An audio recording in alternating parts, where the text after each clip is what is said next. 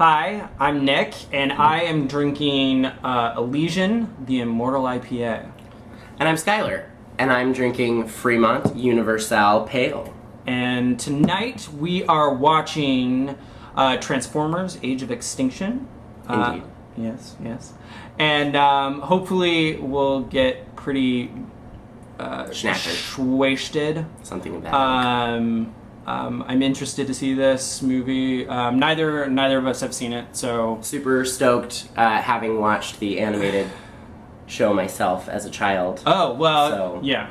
You know, obviously, dinosaur Transformers, Yes. awesomeness. Yes. Stoked. So we're excited. I mean, it's Michael Bay, so Explosions. Yeah. So we know what we're gonna get into. So let's get into this. Spoiler alert. Well, I feel like it's been quite a few Long enough months since it's been out. yes. Okay. Okay, so this is day 2 of watching Transformers: Age of Extinction. Couldn't get through it in one. We had to take a break. Yes. I was falling asleep. So we're doing percentages? Percentages. All, I think, I liked that they pulled in certain elements from the original Transformers series. Which I have never seen. I did like the concept of the humans hacking the Transformer genome. Like, Yes. that was an interesting concept. Yes. And I think like the way they rendered that with the, that was cool. Yeah. That was really, really cool. But I wish they would have kept with just them as the main protagonists. Right. Or antagonists. That he's on. Cheers, Michael Bay. Michael Bay film where they just make everything like super saturated and super yeah. Right, when we talked about that earlier, like I even think that the colors are a little bit more vivid in this film Than the like I others. said. Well, when Optimus goes from the beat up truck that he was kind of hiding Right. under to getting fixed and scanning that truck as they're driving down the road. That was the first thing that I said when I saw the new colors, was like, oh, so Optimus has more saturation now. He's a lot, brighter colors, and I think we saw that in the other robots too, the greens and the reds, and Bumblebee's yellow stayed pretty true, but I think he decided to go a little more color intense. Cheers, Michael Bay. The main girl, his daughter, was, I mean, to be fair, the best, female lead out of the Transformers movies. I feel. Just because I never thought Megan Fox had any emotion. No, she was definitely better than Megan. I guess I agree with that statement. I don't think she didn't have a lot of really, purpose. I don't think she was a really strong character. Right. But I think as far as serving as like the driving force behind Mark Wahlberg's involvement in the whole thing, and as far as serving her purpose in like the web of human characters involved with the Transformer characters, then absolutely. And then leading lady number 2. Except leading lady number 2 has her, like, if you see photos of her like normally, she's kind of weird looking. Probably 250 explosions in the whole film, so way more than that. Probably. If you're counting small explosions. The thing I like about Michael Bay films and his explosions is that they're not really even explosions. They're like firework explosions for no particular reason. Is it like some things like shoot up? Some of them do look like yeah. Like he gets the and I'm just like, okay. Galvatron, former Megatron. Let's come in. Pause there for a second. Let's talk about that. Okay. Which, the only reason I knew that it was that I knew Galvatron was Megatron was because of him. Which they don't really talk about. Yeah, well, they do. Because, but it's very vague. It's They're not like, as obvious until they say until they say that they were using Megatron's brain to delve into the history of the Transformers, basically, and he basically fed them designs to recreate his body so that he could transfer his consciousness over. I don't know. It is a little vague. I was a little upset that it wasn't the same voice actor who was doing him. Yeah. Which I was just kind of like, I mean, I think it would have reinforced it for me, who didn't see the TV show, that it was Megatron. Well, you didn't finish that one. I didn't? No. Oh. Well, okay. So two things about that. First, I mean, obviously we can't know like what happened to cause a change in voice actor, like sure, something human wise, like yeah, it's a definite possibility. I mean, but they were busy on another film or or whatever. I mean, not that he spoke that much in the film anyway. No, and which is well, I was about to say, because like the original voice actor who did Megatron in the TV show is not the same Megatron. No, not at all. Yeah, but it's the same Optimus Prime from the TV show. From the TV show. Really? Yeah. Yeah. That's really cool. Fun fact. Folks at home. Mm-hmm. Thumbs up. That's all I have to say about that. But Hugo Weaving was the voice of Megatron in the past 3. Well, what was he so busy exactly doing? I don't know. The Matrix 4. I hope not. Maybe he was working on World Atlas or Cloud Atlas. Cloud Atlas. Oh, were those being filmed at the same time as this one? That's the last movie I know he was in. That came out a while ago. Yeah. Anyway, we had interacted with the new Transformer alien between him and Kelsey Grammer once so far in the film, and then all of a sudden he was walking off of a gigantic spaceship, and Nick was like, "Where did that spaceship come from?" Oh yeah, that's at the beginning of the movie. Right. So at the beginning of the movie, this entire video is spoiler. If you haven't seen the movie, you don't really need this in the movie, but whatever. But at the beginning of the movie, the reason it's called Age of Extinction is because, like, supposedly these alien race destroyed, like, were the extinction of dinosaurs and all that. But you got introduced to them at the beginning of the movie, and then flash forward to Texas with Marky Mark and his daughter and the boyfriend. We'll get into the boyfriend later. And so that stuff is happening, and then it, like, you get introduced to Kelsey Grammer, and then it, like, flashes forward again to like this snowy area, and he's in, like, a pea coat and a scarf. And I'm just like, he travels very quickly. Time is very fluid in this film. Yes. And he's on top of this spaceship with the alien alien Transformers. Yeah. And they just fucking come out of nowhere. There's no introduction to them. That's what. And it's not even that they come out of nowhere. It's just that their ship is just there. Yeah, it's just there. It's already on Earth. And this was probably the most complex of the live-action Transformer film storylines that I've seen so far. In a good way? Fourth Transformer movie. Mm-hmm. So people walking into this have expectations. They have 3 movies worth of expectations for what they're going to get from certain characters. But that's the thing, is that they're... Well, I mean, most of the characters are new. Yeah. So, but that's a change on its own. But what I'm saying is, which I think is a better change. Yeah. It would have been nice to get some sort of conclusion from the Sam Witwicky character. But Shia couldn't be reached.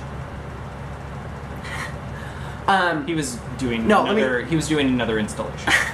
Let me finish this Prime and the Primes being created as knights to, I'm assuming, protect the galaxy. Mm-hmm. Optimus Prime is referred to as the king of the galaxy at one point. So I wonder. Did he? Yeah. Oh. So I wonder if the Primes were each at one time in charge of a galaxy. Right.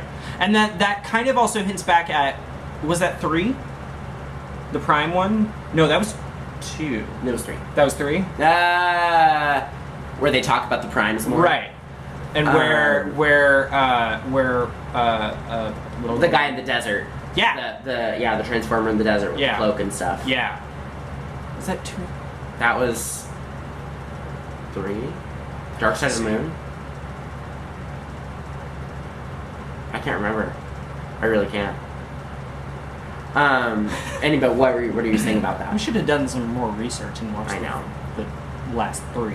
No, but it's too much time. It's too much time. Killing of the dinosaurs, which we later learn that when those bombs go off, they create transformium. Oh yeah. the name of the metal that the name of the metal that the Autobots are created out of, or that the Transformers are created out of. And it's the the programmable metal. Right. But that makes me wonder, why were they creating So did they do that? Did they do that on Earth to mine the transformium from Earth? Like, did they do that and then scoop up all of the metal? Because they never really said that. Giant plot hole. They never really said that a bunch of stuff was left behind. There was no point for the movie. And the discovery that what's her face. Mind blown. Well, and the discovery that what's her face, the blonde made, where there's the metal dinosaur skeleton sticking out of the ground. They make that seem like that's the first time they've seen anything like that. So there can't have been much transformium left over from that period. Right. Or else geologists would have found it. And why were they on Earth? Why were the Grimlock? Yeah, no, absolutely.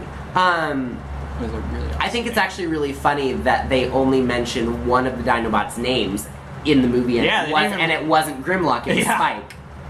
Which I'm like, Spike was done, and then he kind goes, of. yeah, that's his actual name. Well, and Spike was done kind of oddly anyway, because you were like, what is that thing?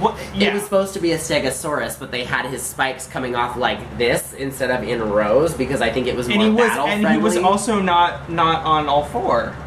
I think it was a Spinosaur. Yeah, he was on all 4s. No, he wasn't. Well, he was standing like this, but I think he can stand on 2 legs. He was standing like this the entire time. Not the entire time.